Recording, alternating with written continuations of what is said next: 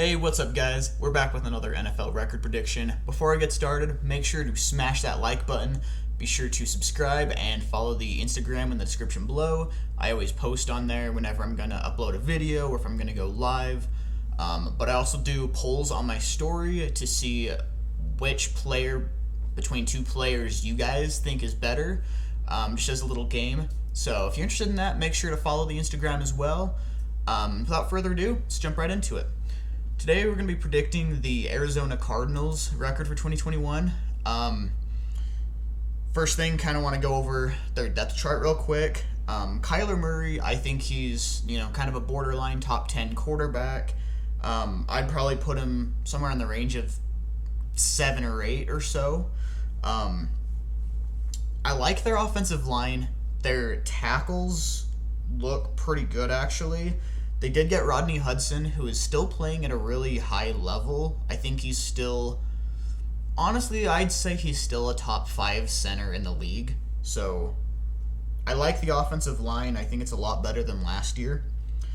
Running backs, I'm kind of iffy on. I wasn't a big fan of letting Kenyon Drake go, but Chase Edmonds should be able to hold his own.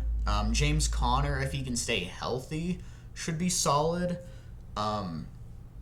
But the receiving core is where we should see a lot of the excitement. Obviously DeAndre Hopkins, he's a top 3 receiver in the league. I'd probably put him at number 2 behind Devontae Adams.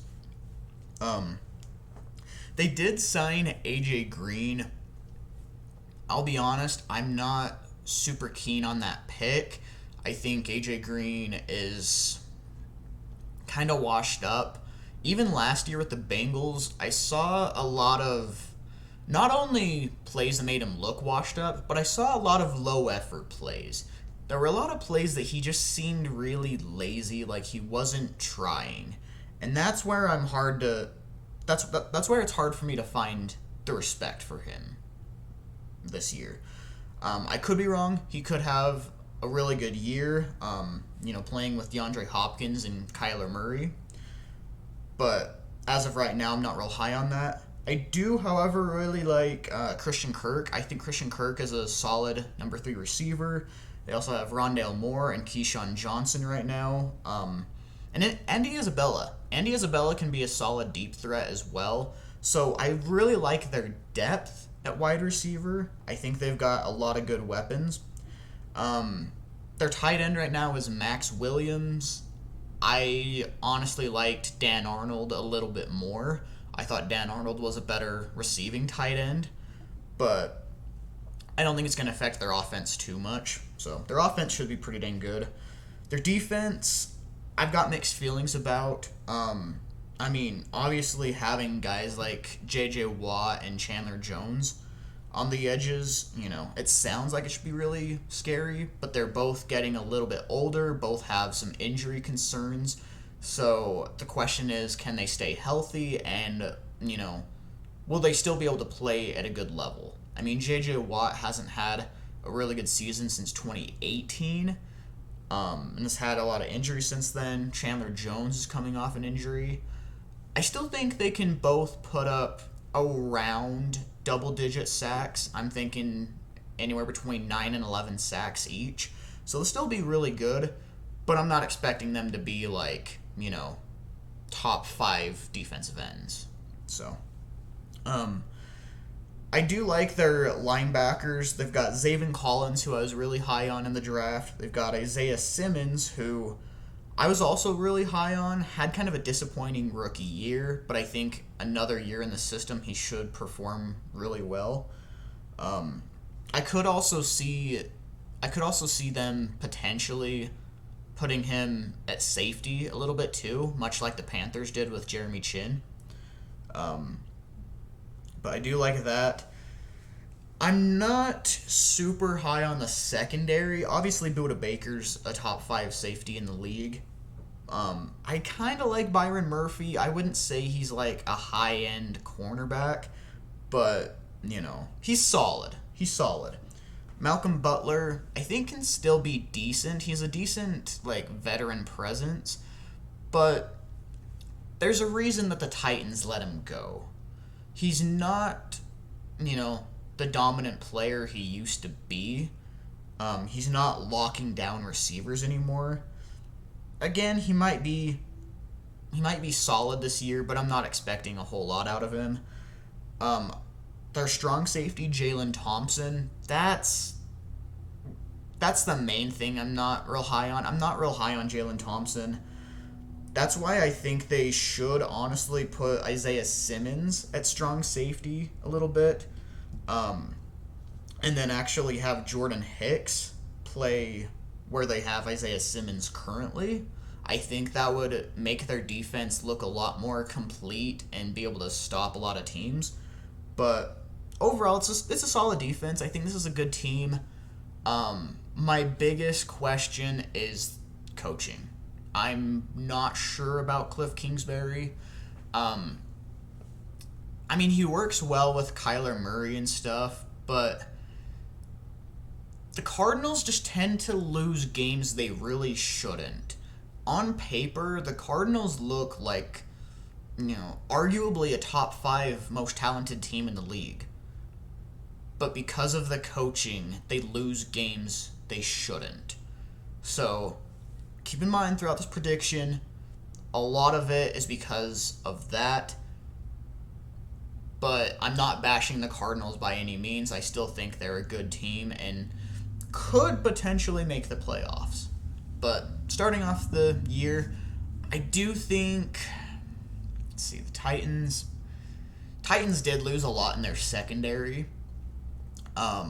They did get Caleb Farley. I wasn't super high on him, and rookie corners usually don't tend to play super well in the rookie year. And I think that's going to be a spot where the Cardinals can really expose the Titans. I think I'm going to give this one to the Cardinals.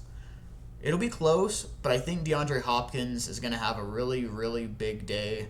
And who knows, we could even see A.J. Green or Christian Kirk have a really big day too. Week 2, we have the Vikings at Cardinals. I think I'm going to give this to the Vikings. I really like their receiving core as well. Cam Dantzler did do really well for a rookie last year, actually. He has another year in that system. The Vikings O-line looks a lot better than last year. Obviously, Justin Jefferson performed really well. I think Kirk Cousins is a really underrated quarterback. And honestly, I think Vikings should have a pretty solid pass rush this year as well. I think that'll be a close game. That's one I could honestly, switch. I could see going either way. But I think I'm going to take the Vikings on this one. I just don't think it's going to be the Jags' year. Trevor Lawrence, I like Trevor Lawrence and stuff. I thought they had a decent offseason, but they're nowhere near being able to compete yet. Their roster from 2020 was so unbelievably depleted. I don't think they're going to be beating many teams this year. I think they split with the Rams. I think they win in their appropriate stadiums. The Rams just have a really good defense, and I think the better coach. So that's kind of the main thing there. If their defense wasn't as solid and didn't have as good of a coach, I could see the Cardinals sweeping them. But for now, I think I'm gonna have them split with the Rams. I am sorry, Cardinals fans. I do think the 49ers will sweep you. This is one that, again, I could see you split. I just feel like the 49ers defense as a whole is just too dominant right now. I love their offseason. Even last year, they had so many injuries on that defense that made it not look as dominant as 2019. If they can stay healthy, this 49ers team is going to be very, very dominant. So, again, I could see them splitting. I don't think it's going to be like dominating wins each time, but I just feel like if there's any team in this division that will sweep the Cardinals, it'll be the 49ers. So, going into week 6, Cardinals at Browns. Browns are also a really good team. Cardinals, you've got a tough schedule. You've got a really tough schedule. You know,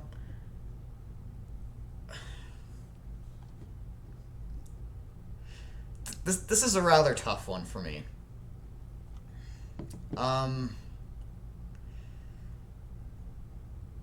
Because the Browns improved their defense so much as well. They have a top 5 O-line.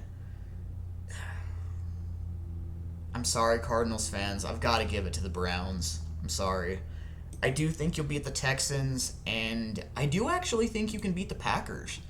I don't see Aaron Rodgers being with the Packers this year. I really think he'll be gone. And I'm not real sold on the Packers, secondary right now, except for, obviously, Jair Alexander. I think Darnell Savage is also pretty good, but other than that, I don't think they really have much in that secondary. Week 10, okay? I know I'm going to get a lot of hate for this one. I know I already know it's coming. I do have the Panthers winning this one. My reasoning for that is because of their historical matchups, okay?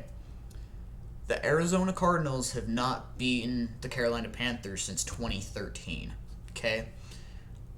Even though the Cardinals have the more talented roster, the Panthers always perform well against the Cardinals. I mean, like I said, they've played 6 times, I believe. 5 or 6 times since 2013, and the Cardinals haven't won since then. Again, Cardinals have the more talented roster, but the Panthers just have the Cardinals number. So, I know I'm going to get a lot of hate for that one, and I'm sorry, but that's how I think it'll be. Going up against the Seahawks, I think they'll split with the Seahawks. I could honestly potentially see a split here. I could see the Cardinals. Sorry, I just reworded that. Weird. I could see the Cardinals sweeping the Seahawks, but for right now, I see them splitting. My reasoning for potentially seeing them sweep the Seahawks is Seahawks tend to start off really, really hot, and once they're 6-0 or 5-1 or something like that, they kind of start to lose that firepower and lose a few games. And I think this is a situation where they very well could. So take this one with a grain of salt. I could very well see the Cardinals sweep the Seahawks, but for right now, I think they split. I think they beat the Bears. I think by this time in the year, Justin Fields will be starting, and while I think he'll have a good career, we can't expect him to be Patrick Mahomes' rookie year, obviously. So I think they beat that. I think they beat the Lions. I also think they beat the Colts, actually. Colts have a solid roster, solid coaching, but I think people are starting to kind of get a little bit ahead of themselves on it and maybe have them a little overrated. I don't think their defense is really that dominant. Plus, they also don't have Anthony Costanzo anymore at left tackle. He retired. I think the Cardinals pull off a win there. And then I think they beat the Cowboys week 17 as well. Dallas is another team that, just like every single year, you've seen it. You know exactly what I'm talking about. People hype them up. Cowboys fans think it's their year. And, well, they don't get there. Cowboys, I see somewhere in the range of like 9 to 10 wins, but people giving them like 12 and 13 and 14 wins. I don't think it's happening. Their defense is still too inconsistent, too spotty. Even with having Dak Prescott back, I don't think it's going to help that much because their issue this last year wasn't their offense. It was their defense. And obviously bringing your quarterback back isn't going to make your defense look much better. So, overall, I have the Cardinals at 10-7.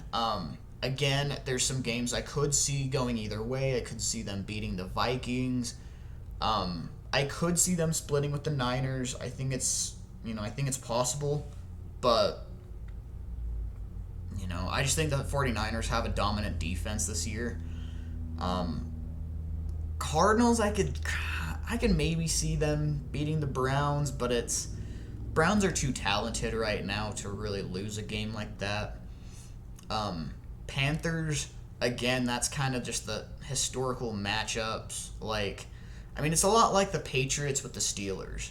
Up until 2018, I think it was. Up until then, the Patriots had the Steelers' number. Even though the Steelers had been a really good team, Patriots always beat them. Always beat them. And that's kind of what this type of situation is. Even though Cardinals have a more talented roster, I think the Panthers will win. But, again, there's a lot of these I could see being reversed. So, take it with a grain of salt. I'm not low on the Cardinals. I think they have a talented team. I'm just not that confident in Cliff Kingsbury. But, again, have them at 10-7 right now. Let me know your prediction in the comments section below. Make sure to smash that like button and subscribe. And I will see you next time. Later.